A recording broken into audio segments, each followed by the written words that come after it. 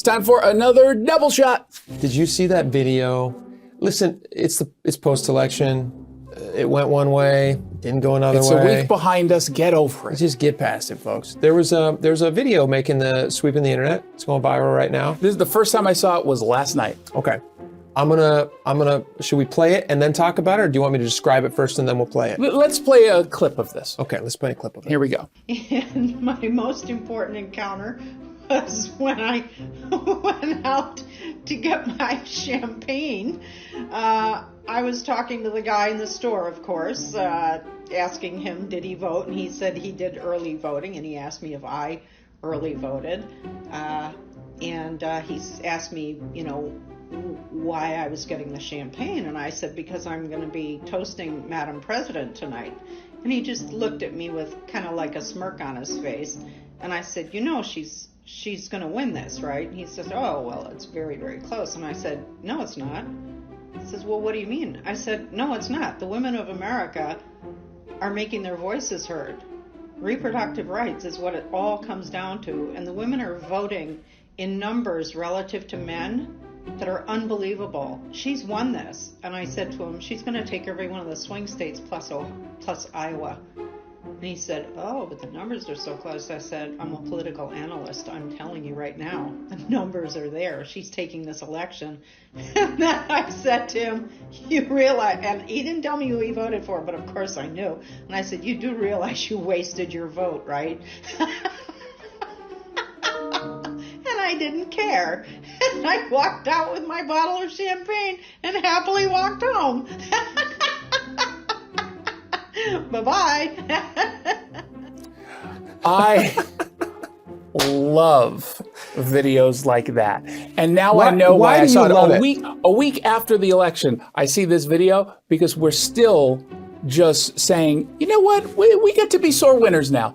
We get to be sore winners because y'all have rubbed this in our face. You were presumptive. You think, oh, I can look at this person and tell they voted for Trump. Well, I can look at you and know you'll teach art history. I don't think she actually teaches art history. I think she's some sort of a professor of political science. Teacher. She says she's a she's not. She might be an artist. I don't know. She looks pretty artsy. Look at her hair. What's unbelievable about this video, number one, that it exists, that she didn't immediately after the election. There's probably thousands of these videos. I'm sure, yeah. I'm sure now. And I really do feel like if the election went the way that you wanted it to go, for whatever reason it did, it's nice to all, and I teach this to my kids too, like try to be a gracious winner. But then there are certain people like this lady who you see and you just go like, well, I mean, we're not even saying anything really negative about her other than calling her an art history teacher. All we're saying is that which is kind of an insult. It is. All we're saying is like, that's a ridiculous thing to do to someone, and to go in there and to laugh at the guy. You wasted your vote. Cackle, cackle, cackle. You're just like, what on earth? That's a sore winner, but she didn't win. It's perfectly analogous to why people were so shocked that Vice President Harris didn't win. It's people like this lady who has lived in this bubble where she can't even conceive of the idea that maybe the things in that guy's life, working at a liquor store, wherever she bought her champagne, maybe those things maybe he has different priorities in life. And you can tell she's the kind who looks down at him because he works at a liquor store, which in fairness is that way. Reasonable. But I mean, no, I'm kidding. It seems like maybe she's kind of particularly gloating in the fact that... She's a snooty professor. She's that elitist in the ivory tower who we all hate. It just has it all. I mean, like, people don't like elitists on either side. They don't like elitists on either side, but especially professors who go on the internet and cackle. People don't love it. So I'm going to go download TikTok just to see her response videos. We'll see you next time. Hey, it's Jason Rantz here with Scott Rarucka from Legacy Group Capital. He's their CEO. So let's talk about someone who wants to invest in real estate. They don't quite know where to go, what to do, where to start, but they do know, obviously, that right now the market is really, really hot. So you're the place to do it. How do you help? Yeah, so how we help is, we've been investing in the greater Seattle area for over 20 years, and we have a historical track record that we're super proud of.